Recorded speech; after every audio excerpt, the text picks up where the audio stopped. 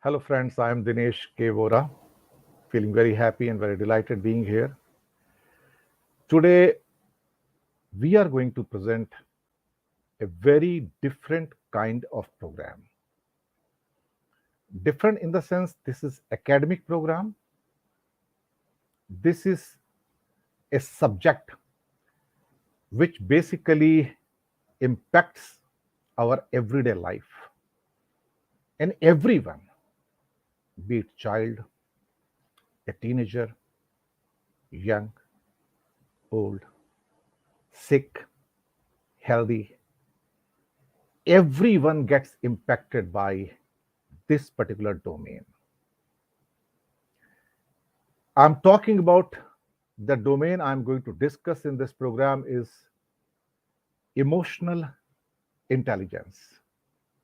That's true. Emotional intelligence. It's part one. Today I'm presenting. Part two will be presented after few days. Why I have picked up this program? Although we are presenting the programs in the current affairs, politics, social system, economy, and many other demographic domains also.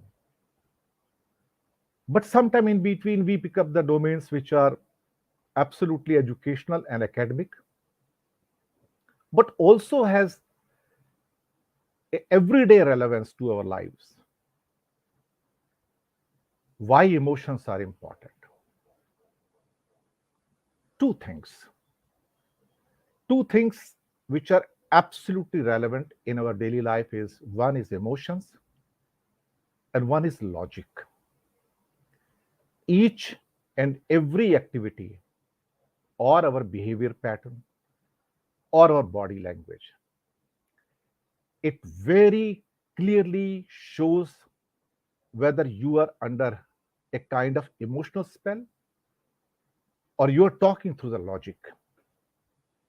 But invariably, emotions and logic, the reasoning, the both get intertwined. Emotions impact the state of your reasoning and logic, and sometimes a strong logic also lowers your emotion or emotional levels. This subject is extremely important, being taught all over the world in most of the management institutes, in corporate sector, various seminars and webinars which are being held to discuss this important domain of our life. And I think when we look back slightly and look at the people who have gone through COVID times, they had the harried times, terrible times. People lost their near and dear ones. They had to spend huge amount of money just to sustain in hospitals. And then millions and millions of people all over the world lost their lives, the precious lives.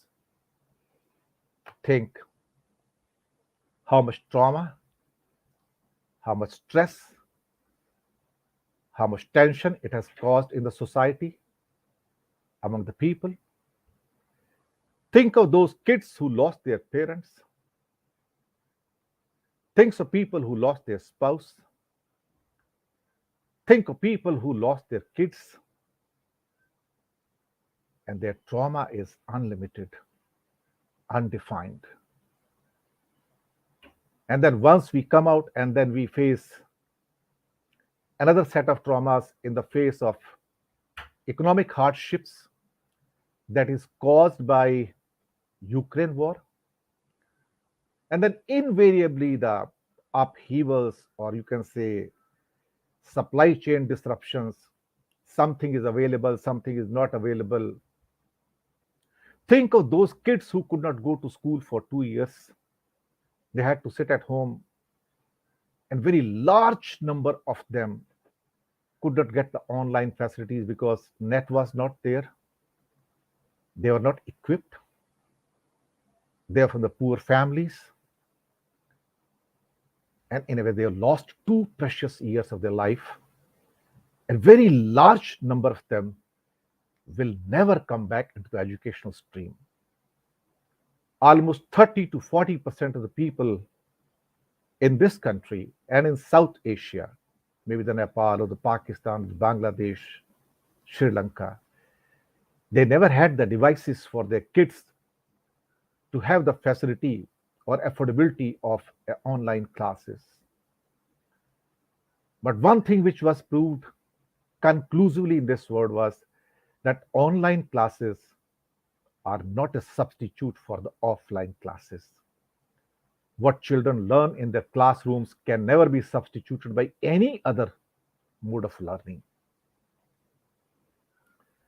I think the torrid times we had, and even prior to that one, there had been the political reasons and social reasons. There had been economic turmoils all over the world. And the life was disrupted in no uncertain terms. All these things brought significant changes in our lives, in our daily life. The way we were thinking, the way we were applying, the way we were living, everything got changed.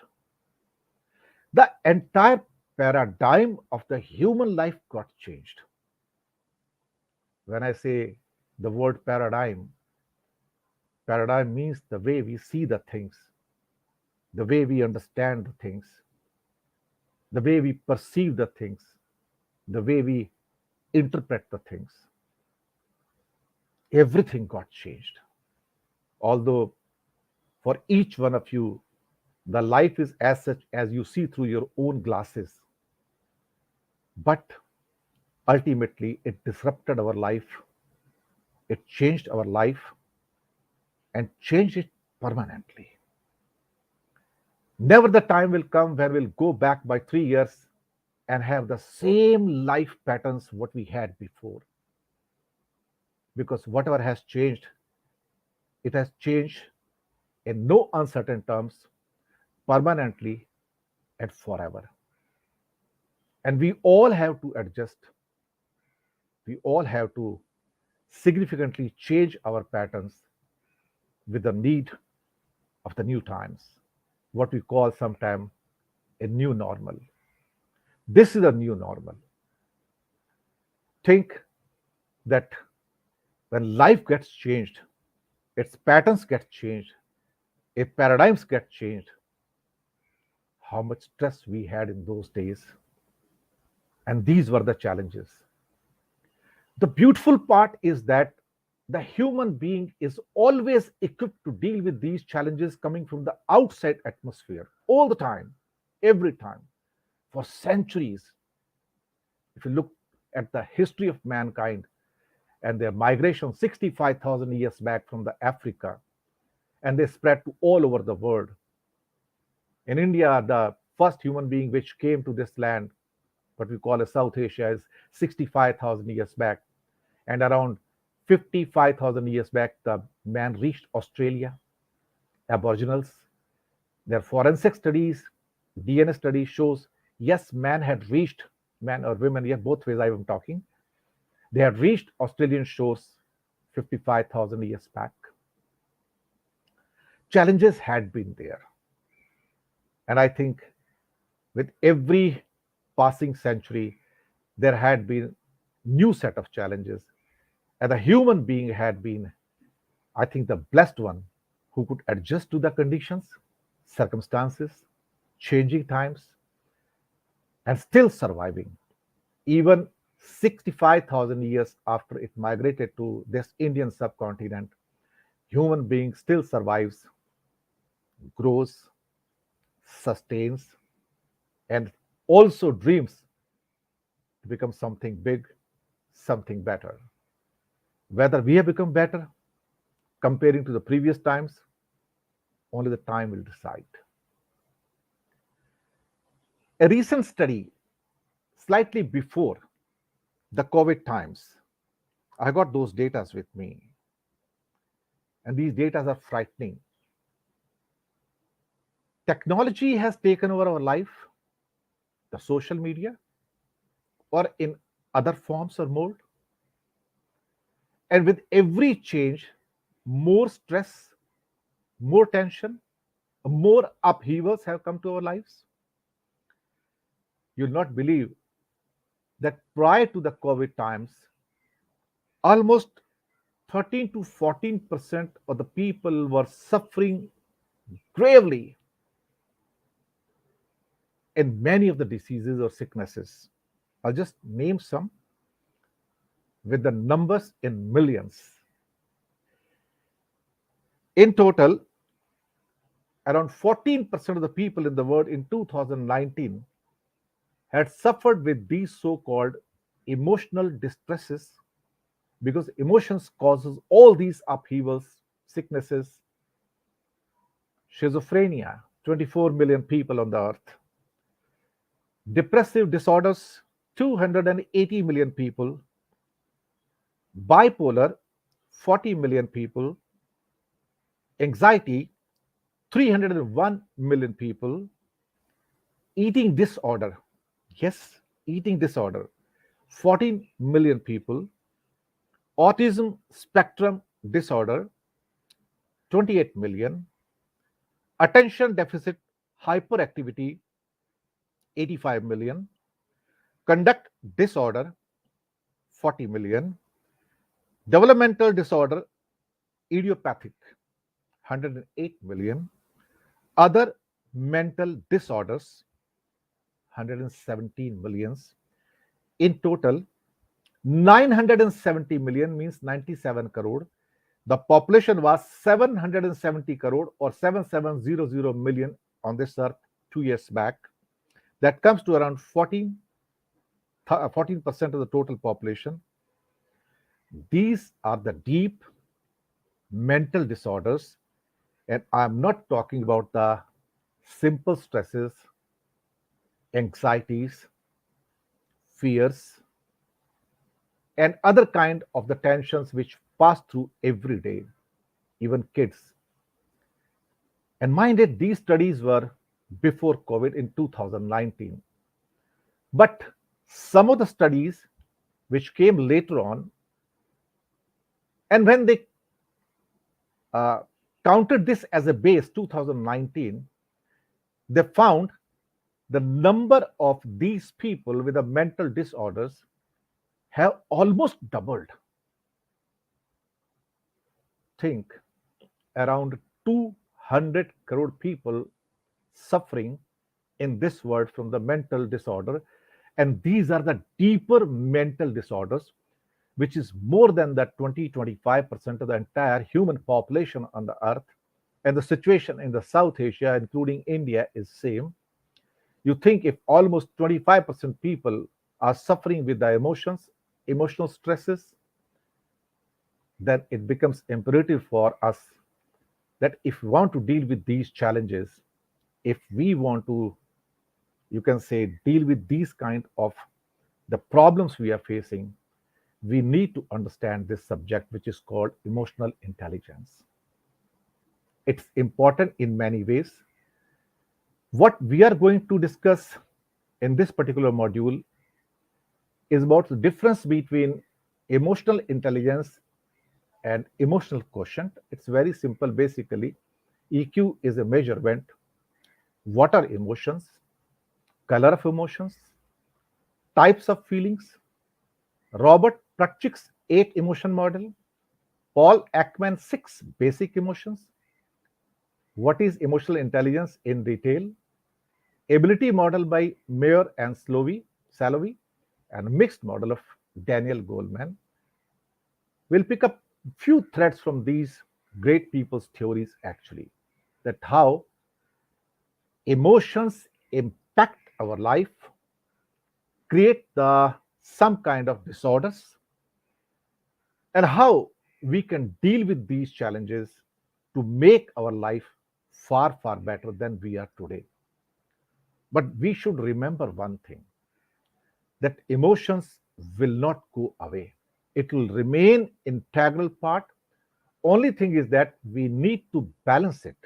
balance it with the reasoning and logic, and given moment, or maybe say a situation arises, you can have a slightly upper hand for emotions, and in some other situations you can have more of the logic and less of the emotion, depending on the demand of the situation, or you can say conditions. Well, if you look here, you'll find some of these emojis and some of the emoticons giving you different kind of emotions on the faces of human beings. They may be crying, they may be smiling, they may be laughing, they may be grinning, or maybe they are sad, some are happy. These are the things which sometimes we do send on our social media as the messages, you can say. And then here, what we can do here, we can differentiate between the so called EI and EQ, emotional intelligence and emotional quotient. What is emotional intelligence when we are talking about? This is the subject of emotional intelligence. It's basically a capacity of human being, capacity or ability or capability of we all, what we possess, what we perceive, how we assess it, and how we manage it. In simple words, inside you, you need to understand the level of emotions, then you can examine it, and then know how to manage it. Ultimately, your entire success story or the meaningfulness of the life will depend on how you manage it. Emotions can make you, emotions can break you, or emotions can even destroy you, and they can lead you to the suicide also. Emotions can be catastrophic, or emotions can be motivational also to do something extraordinary.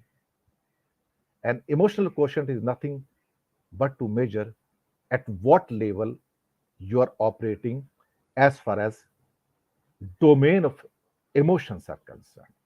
These are the different EQ sets which are basically available on the net, also ability based, trait based, behavior based, and competency based. Some tools are available through which you can check your EQ. But I personally believe you can go there, you can check it. But prior to that one, it's necessary that you acquire the proficiency in understanding how emotions can play with your life. Yes, how they can play. Some kind of tests are there, like aptitudinal tests are there, achievement tests are there. Basically, aptitude test, they measure what? Your capabilities, your capacities, or your abilities, or the potential, what exactly you can deliver, what you're capable of, what really uh, you can deliver in a way that you think that you have the capacity of that one or capability of that one. It's your capacity to deliver for a human being, whereas achievement means what you learned or accomplished. It means is something like the test in the schools or colleges where a question is there and then you try to answer that one. It shows that something you have learned, and based on that learning, you are showing your levels of achievement. This is the very basic thing as far as domain of emotions are concerned. So, what exactly are emotions? Let's get into detail of this subject. This particular definition may look very complex for you. I'll try to make it simple so that you can understand in its totality. It says emotion is the complex psychological experience of an individual state of mind as interacting with the biochemical, internal, and environmental external influences. Now, there are two domains here. One is external domain where the events or things are happening, and one is our internal domain where things are getting impacted. If something happens outside, how you get impacted. If economy is taking a bad shape outside, how your mind gets impacted. If some accident has taken outside your home, how you get impacted. Or maybe you get a telegram or a phone call or a message of a joy, how your brain, how your mind gets impacted. Or if you get a news of, say, a sad news is there, bad news is there, how your mind gets impacted. Now, let's come back to this so called definition once again. It's a complex psychophysical experience. Psychophysical experience is our mind, our brain, how it gets impacted. The first line says the state of mind, how our mind, our brain gets impacted by the so called events taking outside your domain, outside your body, interacting with biochemical internal and environmental external. It means something which happens outside. Immediately, it triggers a biochemical reaction in your brain. In simple words, something which is taking shape outside, something which is happening outside, it triggers a reaction in your brain, and that reaction is called a biochemical reaction. Naturally, everything is made of so called chemicals and other things inside the body. And the environmental influences, that is outside. It means not in our control. So, something, our state of mind or state of emotions is an impact of how our brain reacts at the, you can say, event which is taking shape outside your domain, and then how that brain impacts your behavior, your body, your mental state, your body language. Each and every part of a body gets impacted. It means your thinking process, your behavior, your eyes, your face. Like if you get a sad news and you get shocked, immediately there is a trigger in the mind, in the brain, which releases some hormones and then impacts the body in the negative manner. Sometimes you may be trembling also, body starts shaking or behaving in such a way in a very sad state, and maybe the tears are rolling down the eyes, and you are unable to control yourself, and somebody around you asks you, what has happened to you? So it means something which has happened outside. When this news reaches us or what we see sometime, it impacts our brain. Brain gets positively or negatively or in the neutral sense, it gets impacted, and that brain reaction impacts our body. And accordingly, if it's a good news, then maybe we are screaming and we are joyous, and maybe they're laughing, we are smiling. That if there is a news, somebody has passed the examination with fantastic marks, and you get the news on the phone, maybe your person from your family is giving you news about this one, that I got fantastic marks in my examination. Like these are the days when the examination results are coming. So it creates a different kind of hormones of joy in the body, and immediately you are elated and you want to convey it to the people around you in the family, and that becomes the cause of joy for each and everybody. It means the biochemical reactions inside your mind is basically triggered by an event outside which is happening, and either you're seeing it or you're getting the information about it. So emotion basically is related with your mood, with your temperament. Emotions impact your mood, and temperament shows your state of emotions, your personality and disposition. That's your basic nature, your level of motivation. If emotions are good, positive, productive, pleasant, then motivation levels are high and you can do anything. Like only yesterday, there was a news, a very good news, that three climbers, the mountaineers, one from Pakistan, first time a girl, I think Sanima was her name, Sanima Beg. She had succeeded in reaching the second highest peak in the mountains, that is the K2 in the entire world, which is in the Pakistan occupied Kashmir. And one of the Iranian mountaineer also reached, one of the Bangladeshi mountaineer also reached there. Or maybe sometime we get the news that some of our Indian climbers have reached Mount Everest. That's level of motivation, productive motivation, positive. So motivation directs and energizes your behavior, while emotions provide the effective component to motivation, positive or negative. So your emotions work, it impacts your level of motivation then. And motivation is what? How your body is behaving, how your mind is behaving. Once, say, you are just at the base camp of Everest and you look at the peak there, that's the Everest. I have to reach there. And continuously you are prompting yourself that I have to reach there. Tomorrow I'll reach there. I'm coming there. What is motivation? That's the motivation which is getting triggering in your mind. Something outside the Mount Everest is triggering those biochemical reactions in your brain that it's a challenge, but positive challenge. It's giving you happiness, a joy that I can do the things. That's how the things become fantastic and fabulous. That's how the level of motivation gets impacted by the level of your emotions, and level of emotions get triggered by the biochemical reaction in your brain through an event outside your domain. I hope you are getting it absolutely clear. So you can be happy, you can be excited, it can be a tender feeling, you can be scared, you can be angry, it can be, or you can be sad also, it can be anything. So what I have explained in this sheet also, same thing what I explained in the previous sheet. I hope now at least you understood what exactly are emotions and how they start impacting you in a positive or a negative manner. So in simple word, it's a subjective feeling, usually accompanied by the physiological reaction that lead to the behavior change. It means something psychological which happen in the brain. It impacts your body. That becomes a physiological reaction, and that leads to change in the behavior pattern. Whether you're jumping with joy, or you are crying with the sadness, or any other thing, like you're sitting in a stadium and watching a match, and your favorite batsman like Virat Kohli, or maybe in the olden times Sachin Tendulkar, he scored a glorious four or a six, and you're elated and jumping on your seat, feeling very happy. So it means something has happened outside. It impacted your brain, triggered the reaction, and it triggered the physiological reaction. Physiological reaction triggered into a behavior change. Behavior change was what? You are jumping with the joy. So that's the end result of the what is happening outside. So that's how emotions work. See, what happens when you're angry? So let's take one emotions here.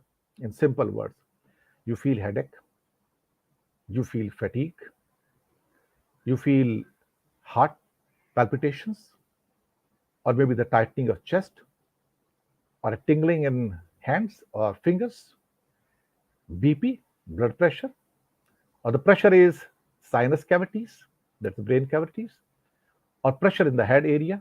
Sinus is something like breathing also, if I am correct. So body starts behaving in a negative tone once you become angry, and most of your body parts get impacted negatively here. Think how much anger can destroy you, damage you, and sometimes in this anger, people lose their life also. That's the truth. So, what we said here, outside impact, your eyes get widened or closed, BP, heart rate, breathing rate, muscles get contracted. These are the so called reactions of, say, good level of emotions or bad level of emotions. Let's check the colors of emotions. Colors, yes, emotions are depicted by colors. How? Let's come to it. Red color. Colors commonly used to identify the several kind of emotions. Let's see how it works. When it's red color, as far as emotions are concerned, it means it's danger, it's your anger, embarrassment, passionate, lustful, signal to stop, very embarrassing also. Blue color always bring the kind of coolness, a calmness, like blue seas, blue waters. You feel calm. A calming effect is there. But blue is also basically related with or connected with sadness also, because it has got lesser energy, different kind of energy, not lesser, a different kind of energy, and also a kind of shyness. Yellow color depicts the cowardice, happiness, joy, or caution. Now, caution is coming from the traffic signal, Like in the red, it's basically signal to stop. In the yellow, it's a caution. It means stop, think, and then move. Whereas the green color, actually, it's a signal to move, but green is also related with the hospital. Yes, it's sickness. It may be disgust also. It may be envy also. Green can be friendly or greedy also. So different kind of meanings are there as far as green color is concerned. Then gray color. Gray color is basically not liked by the people much because it's a state of depression or emotionless, lack of emotions. Whereas the black is cold and mournful, something sad which has happened. People wear sometimes black clothes when they are mourning. Actually, in different societies, different religion, uh, white and black are used differently as far as marriages are concerned and mourning is concerned. When somebody dies, actually, pink, as usual, it's a cheery, it's a love talk, or it's embrace, it's a hug. So pink is always about love, actually, affection, attraction. And last one, white. White also goes to the hospitals. It's your bed sheet also. Sickness, you get shocked, scared, cold, mournful. So these are the colors. I hope you got the idea of it. Like red is with anger, embarrassing, passionate, lustful. Blue, shyness, sadness, and calmness. Yellow, cowardice, happiness, and caution. Green, disgust, envy, sickness, friendly, greedy, or signal to move. Or depression and emotionless is about gray. Black is cold and mournful. About love, it's pink. And the white is sick, scared, cold, or mournful. Types of feelings. Well, in simple words, in broad statement, there are only three kinds of uh, feelings you can have in this world, the emotions you can have. One is the pleasant one is the unpleasant one, and one in between, which is we called the neutral one. Yes, it means something which is coming to us as an information or the event, which can be pleasant one, or it can be unpleasant, or it doesn't make a difference. Like it's very neutral.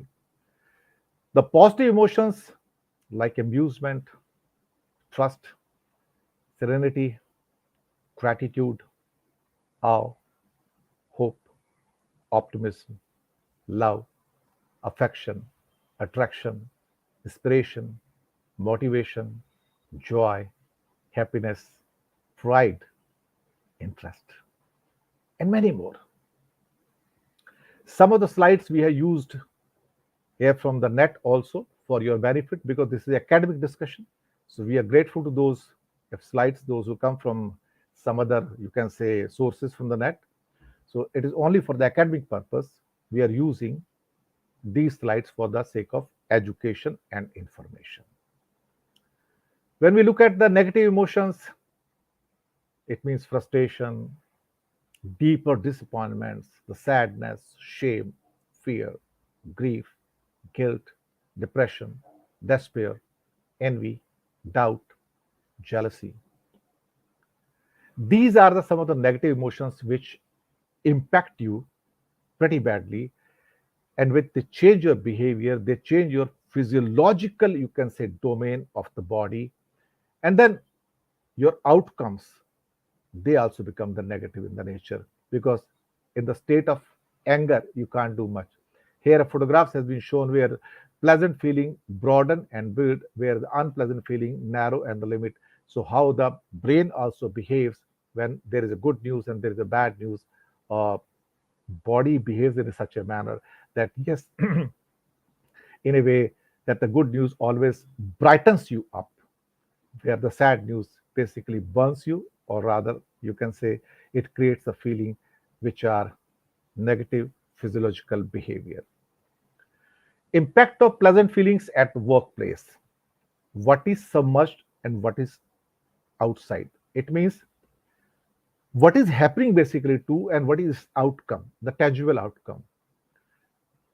If you're relaxed in the mind, it means then if you're looking for a solution, you'll be very focused because your concentration will be very high. When body is relaxed, your concentration will be high. Think if body is not relaxed and it's tense, can you concentrate? Sorry.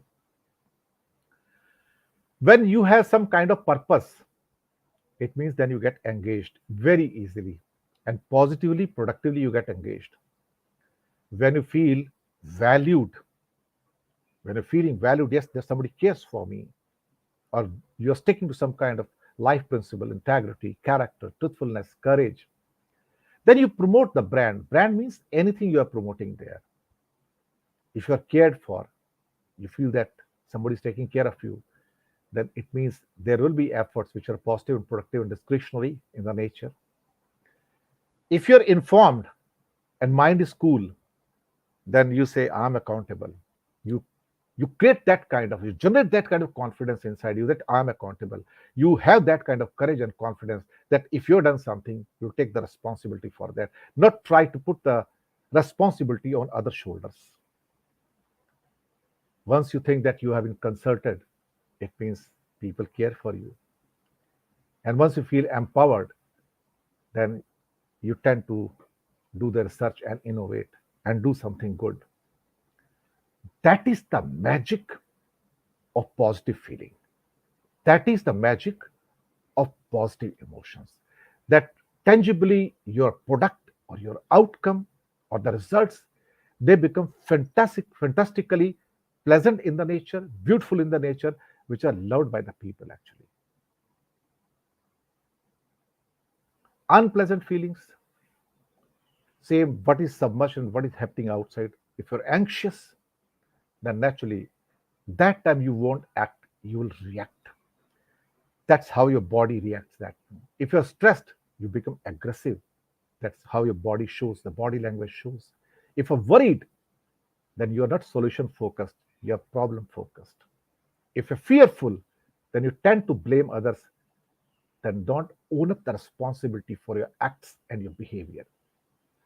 If you're disempowered, then you say it's not my responsibility. Once you're uncertain in the mind, then you just make assumptions and don't take positive and productive decisions. Once you're victimized, then you'll try to sabotage, not help the people, others, and own up the things. Now, we'll come to the first theory of emotions. That's Robert Plutchik's theory. Very interesting one. Normally, in the next coming theories, you'll find that the pairs of emotions, what we are showing here, are also being mentioned in other theories. So, what we find here, the four pairs or the eight basic emotions which have been cited by the management expert Plutchik in the wheel of emotions. It is joy, sadness, fear, anger, trust, disgust, surprise, anticipation. Now, these are the eight basic emotions in the state of joy, state of sadness, state of fear, state of anger, a state of trust that I am trusting someone or I am being trusted, or disgust, this I am frustrated deeply, surprise, and anticipation. These are the eight basic things. What are these basic eight things here? Fear. You are afraid of something, afraid of a thing, an event, or a human being, or an outcome. You can be scared of anything. That's the fear of, that's the feeling of fearness. That's the emotion. And invariably, sometimes you go to the so called some of the movies also, and you get scared there. You have a fear in the mind, or maybe some situation which is taking shape in front of you, and that's fearful. Some accident happens, somebody dies there, and you have the fear then, or fear of something happening to you. Anger, feeling angry. A strong word for anger is rage. Why you feel angry? Why you react in that negative manner where you unable to control yourself, and then your BP goes up, your heartbeat goes up, your so-called other body mechanisms also go into the negative mode. Anger, but anger is a product of some kind of trigger in the mind from an event happening outside your world. Then we come to the sadness. Why you feel sad? Why you fear? Why you're angry? In similar way, why you're sad? Something has happened which has created those hormones, and you go into the sorrow, into grief. Somebody has died, somebody is in hospital, or maybe you're not fared that well in the examination, or the outcome is not there, or maybe you are feeling that you shall be promoted and given a financial promotion, you're not getting it, somebody else gets it, and you feel sad that despite the hard work, I'm not getting it. Feeling of sadness, feeling of joy when there are positive and productive outcomes, pleasant outcomes for you, happiness, you're glad, you're laughing, giggling, smiling. It can be anything. Good performance in examination, maybe the fantastic promotion, opportunity to go abroad, or maybe any other outcome which brings a kind of, you can say, job or joy or happiness to your mind. Just a second.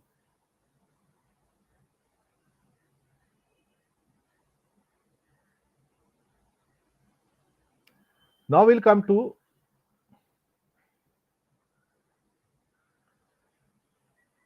Paul Ekman's six basic emotions. You'll find these six were also part of the Plutchik's eight emotions here. He's also management expert. So joy, sadness, disgust, fear, surprise, and anger. You'll find all these things in your life. These are the basic emotions. Like I talked about the fear, I talked about anger, I talked about joy, I talked about sadness, and then we have got the disgust and surprise, which we had not discussed. Now we will discuss disgust. Why you're frustrated, why you are disappointed, why you are deeply disappointed. That is the disgust. It can be due to anything, any event, or a person who has said something negative which you could not digest, even, which you couldn't even reconcile, or maybe a factor like surprise, that surprise can be a very pleasant one also. It can shock you also, but pleasant one also. It can be the winning of a prize. Surprise can be the you're meeting some person after a long time and you were not expecting, and suddenly the person comes in front of you, or you get a news that I'm coming tomorrow and I'll meet you, and it's maybe after years and years that you're getting to meet that person who was your friend. So these six things: joy, sadness, disgust, fear, surprise, and anger are fundamentally six basic, you can say, domains of emotions.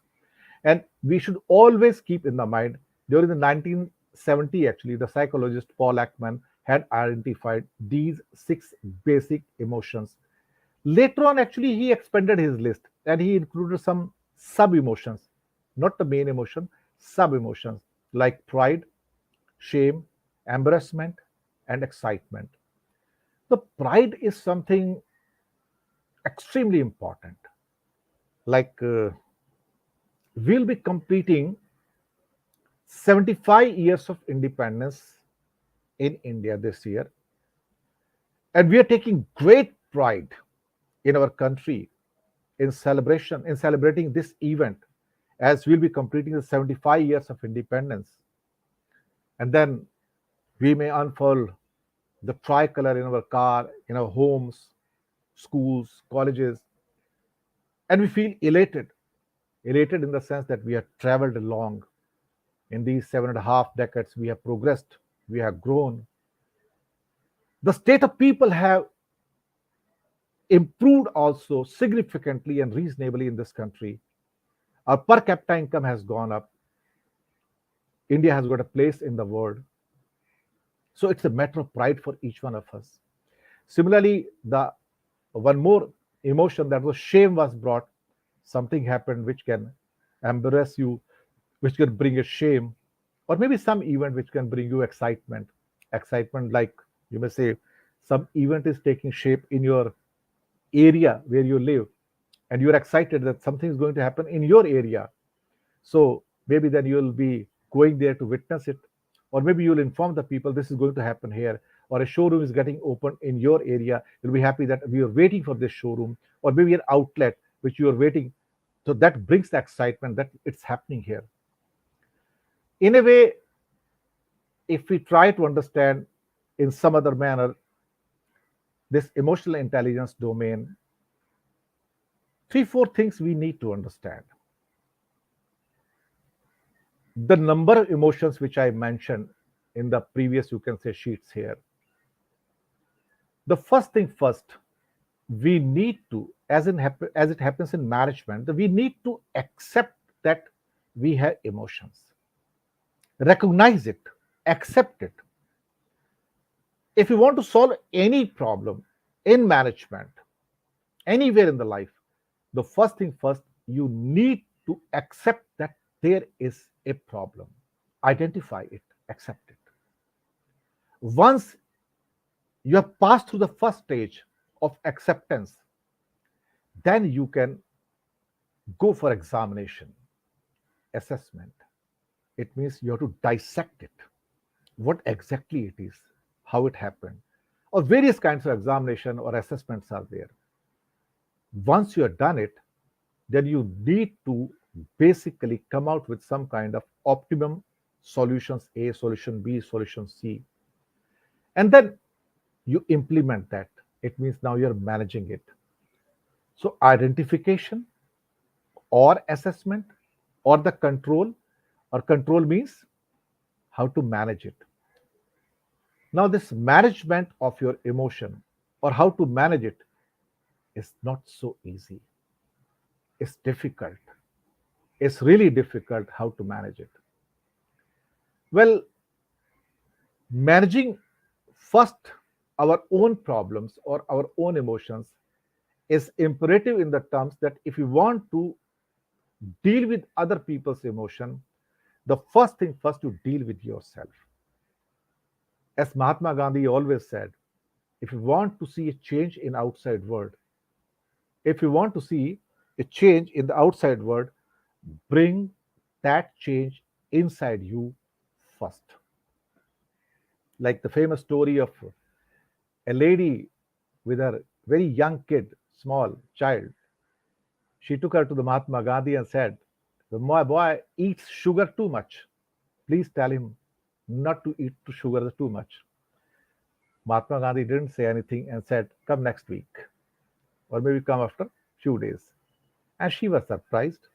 She went away. So after the stipulated time, she came back. And then she said, you asked me to come back. Kate, yes. Now, then Gandhi told that boy, eat less sugar. The lady was surprised. If you were to say only these words, eat less sugar, why you took so many days? And he said, smiled and said, I myself was eating sugar too much. So I didn't have the moral courage, authority to preach this fellow, young boy, to eat less. First, I reduced my sugar, and morally, I become, in a way, in a domain, I reached a domain where I thought now I can advise somebody because now I myself is eating less sugar. So now I can say, you eat less sugar in your life. So that's how the people set a kind of, you can say, the example for others. And that's how Gandhi was a great person. And through his acts only, not just preaching. These are the sayings of the Aristotle 350 BC, almost 2350 years back, almost, or maybe 2400 years back. Anyone can become angry, that's easy. But to be angry with the right person, to the right degree, at the right time, for the right purpose, in the right way, that's not easy. Those who are watching this slide, please see it repeatedly and then get to the substance or meaning of these words of this great man. So, another psychologist, Daniel Goleman, what he said, cluster of traits. Now, what are those cluster of traits? Basically, major components of so called emotional intelligence here. I'll come to the slide here for you. This is basically a kind of combination of characters, a model. I think the first thing first is self. Second thing, the world outside us. Let's take it in two domains now, we or I, and other people outside. So, two words are there, two domains are there. About ourself, about me, or even if you are there, what you should do first, you need to create a self awareness, awareness about you, who you are. Know yourself. If you know yourself very well, you can manage yourself very well. Before you manage, you need to know yourself. Once you accomplish these two qualities, that you are self aware and you manage yourself, that time you need to know about social awareness or other people what they are thinking. And then you try to create a connect between yourself and others in the relationship management. How? Let me tell you how it happens. Now, when I say the self awareness, what exactly I mean? It's all about my level of confidence, who I am. I know my level of emotions, my level of abilities, and my potentials and capacities. What exactly I know and I can deliver. It may be my level of motivation, my level of vision, my level of commitment, my self discipline, or any other quality which is related with a human being, what I am. And only then, once I know about myself, then I'll be able to manage myself, that whether my logic levels or levels of emotions or level of motivation or level of goal setting or level of commitment, level of self-esteem, level of positive mental attitude, whether they are on the lower side or higher side, and then I can manage it. But before that, I need to know it, that my level of motivation is lower. Then what? Empathy, like one word is there, that basically is a kind of domain which comes in self management, that when you are dealing with yourself, that you create those kind of, you can say, connect with yourself first and then with others actually. Now, empathy is an important word which comes in the social awareness. It means when I connect with you, when I'm talking about self management, as I told you, that whatever qualities I have got, whatever traits I have got, I need to know, I need to manage it. But once I have done it, then I go to outside world, because here I have dealt with my world. Now I'll go to outside world. And in outside world, there is a social awareness, and second word is relationship management, connecting with others. Social awareness is knowing others, and relationship management is connecting with others. Knowing others. Empathy.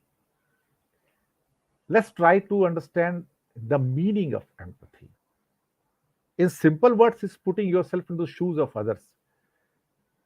But let's try to understand through a story.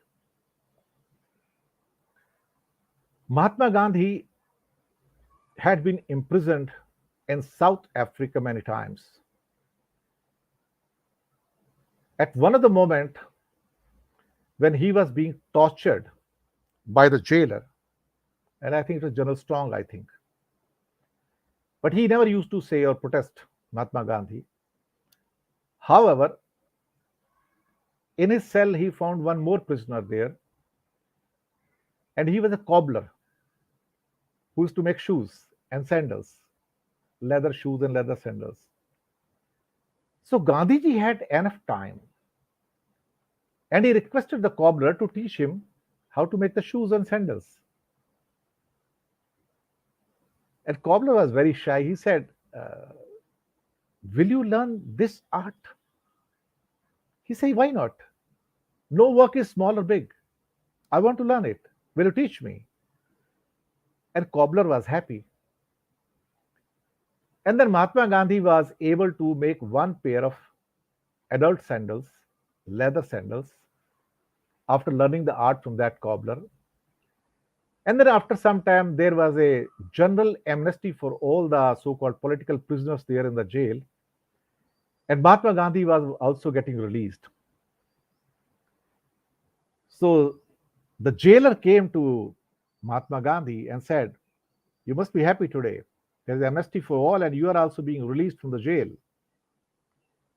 And this was the jailer who has tortured Mahatma Gandhi. And Gandhiji said, "Just wait a moment. I'll come back." He went to his cell. He picked up that pair of sandals, leather sandals he had made actually, because Gandhiji felt this was the same size as of the jailer's feet, wrapped it in a paper, and came to jailer and said, "This is my parting gift to you." Jailer was shocked that I had tortured him and he is giving me something. The jailer joked, "Is it a bomb? You want to kill me?" And then what happened? Mahatma Gandhi said, "Open it and see it. It's for you." And jailer opened it and found a beautiful pair of sandals. He said, "For me." And Gandhiji said, "I made it from my hands. I thought before leaving, because this will fit your feet, I thought of giving you gift while parting from here." And then jailer could not say anything. After many years, Mahatma Gandhi came back to India, become very big man, well recognized.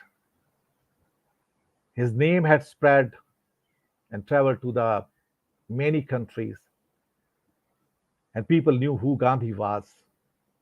And after many years, or rather decades, Mahatma Gandhi got a letter from that jailer. And he read that letter, what the jailer had wrote. Jailer had said, "Gandhiji, you had given me gift of this pair of leather sandals. I had worn it for many seasons, many years. But now I am not wearing it. I have kept it now in my shelf. Now I don't muster the courage to put my feet into the sandals and shoes which are made by a great man like you." That jailer is saying that now I don't have the courage, moral courage, to put my feet into the sandals made by a great person named Gandhi. Look how a man may get impacted by the benevolent act of other people and how he must thought about it. The man who was tortured, he gifted these sandals to that jailer. Everyone knows Gandhiji was born in India, but he was made in South Africa. So when you know about the people outside world after knowing yourself, and then you connect with them, you connect with their emotions, you create magic, miracles, and understanding that yes, I'm here genuinely for you. And that's why this emotional intelligence domain becomes more important, that while you connect with others or deal with outside world, first you need to deal with yourself. Same Gandhiji's theory. And then the relationship management comes in the form of your soft skills, your influences, how you meet people, how you shake hand, how you communicate, how you inspire and influence the people, and how you manage the conflicts or the challenges between the groups or the people in the social world, in the organizational world, or maybe anywhere else. That is the beautiful part of this picture of Daniel Goleman. You can say the mix or the model. When I talk about the self, as I told you, it's about self awareness and the self management. When I talk about self confidence, it is you must know your levels of emotions so that you can do the self assessment. And self assessment can easily be done by SWOT analysis. That's called strength, weaknesses, opportunities which came your way, and the threats which might be derailing your plans or objectives. But more important here is also after knowing yourself is self management, how you will manage yourself. That's called self control, your trustworthiness, conscientiousness, adaptability, drive, motivation, initiative. When I talk about trustworthiness, I think trust is one of the heaviest word in English dictionary. Trust fundamentally comes at interpersonal level. So what comes in personal level is trustworthiness. Now, this trustworthiness is something like you can say it's a kind of character, it's a kind of competence, it's a kind of truthfulness, it's kind of courage. Why somebody will trust you at interpersonal level if you are not trustworthy person at personal level? Think of it. And to become trustworthy person, I personally feel you need to have two qualities. Two qualities. One is truthfulness or the character or integrity, and second is competence. Competence is slightly more complicated. It means in any organization or any domain or in any office, even the social circle, there are a lot of people who are skillful people, but they're not competent.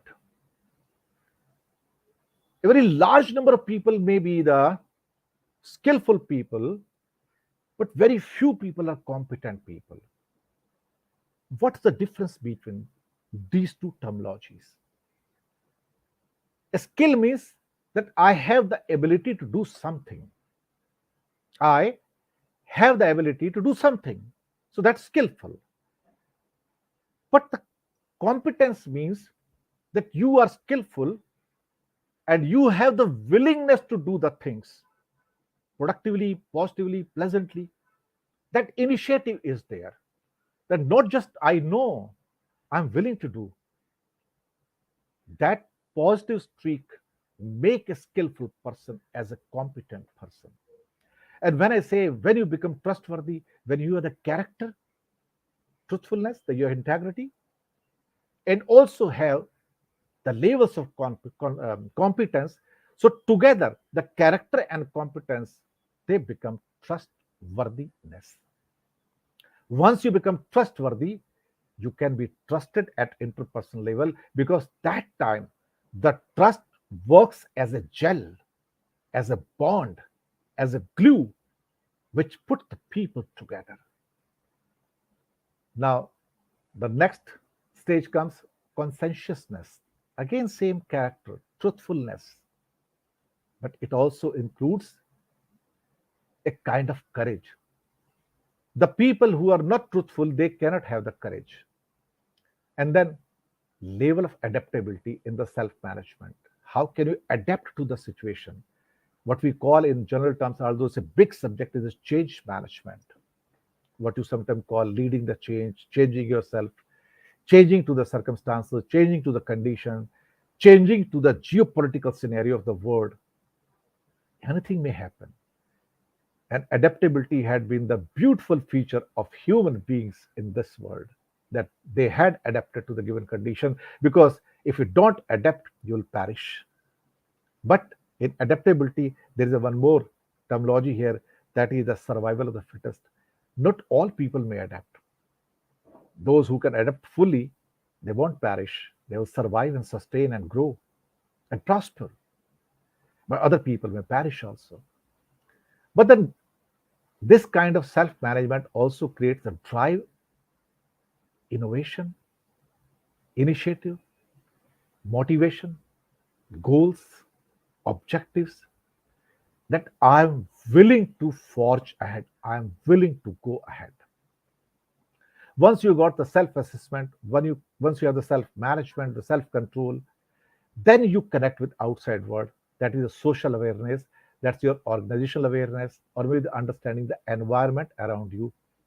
And this environment may be at individual level about finances, or the job, or the business. It may be in your own environment about your health, the learning procedures, the social domains, the spiritual domains. So many domains can be there. And among the social skills, which is relationship management, basically, then you need to be some kind of inspiration for others, because motivation comes from inside, inspiration comes from outside. And inspirational leadership will come when you are motivated, when you are truthful, when you're trustworthy, when you have the drive, when you have the level of adaptability, when you have the flexibility and you have the communication connect with yourself, then you can connect with other people fantastically. Then you can wield the influence on other people, then you can develop other people, then you can build the team fantastically. Building bonds is not that easy. Building teams are not that easy. You need to be that kind of leader. You need to be that kind of visionary. You need to be that kind of, you can say, develop a mental framework where you can reach the greater heights in the life. Then you become a role model. Then you become the torch bearer. Then people get inspired. I think a lot of people are here connecting with me. So let me welcome them also. Thank you very much for connecting here on this show. So, in a way, this so called connect with the outside world depends entirely how you manage yourself. It means managing your emotions. I personally feel emotions are such a domain that if you can deal with it effectively and efficiently, then it becomes far easier for you to deal with other people in this world. That's how I feel. That's how the most of the people do feel in this world. Uh, Emotional intelligence, as per the ability model, or maybe the some of the slides are there. Ultimately, when you look at this tree or this kind of, you can say, the traits which are I'm mentioning here, only thing which comes to our mind, that managing yourself and managing others. This is called ability model, Mayer and Salovey's. How can you manage yourself? Just understand yourself, understand then others, and then create an outcome which is a fantastic one. It means perceiving emotions, using emotions, understanding emotions, and managing emotions. What we have been discussing here. When we perceive, it means it's our ability to detect and decipher emotion in faces, in the picture, in the voices, the cultural artifacts, including the ability to identify one's own emotion, how you can judge the people, how you can perceive the people, how you can interpret the people through their body language, through their faces, through the quality of voice, the delivery systems, and the pictures. Or maybe how can you use these emotions? These emotions can impact your cognitive systems, that system of the brain here, and how they then can trigger off a physiological reaction which can convert into a behavior which is typical. And then Only solution comes that if you control the emotions, your behavior will change. Understanding the emotions of other people and your own, so that you can create a bond in between and then manage it. But this management comes only after once you have managed yourself. If you cannot manage yourself, then you won't be able to manage other people in the outside world. This kind of so called either intimation or any kind of, you can say, uh, initiative coming from inside you can create the miracle and the magic. I personally feel this subject is a vast subject, and some other part we'll be discussing after a few days in the part two. But I feel that you have had a fair, you can say, insight of this particular domain of emotional intelligence,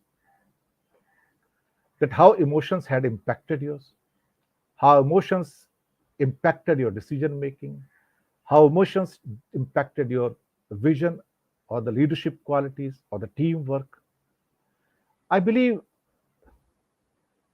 basic understanding of this domain can help and improve your life in personal domain and in professional domain.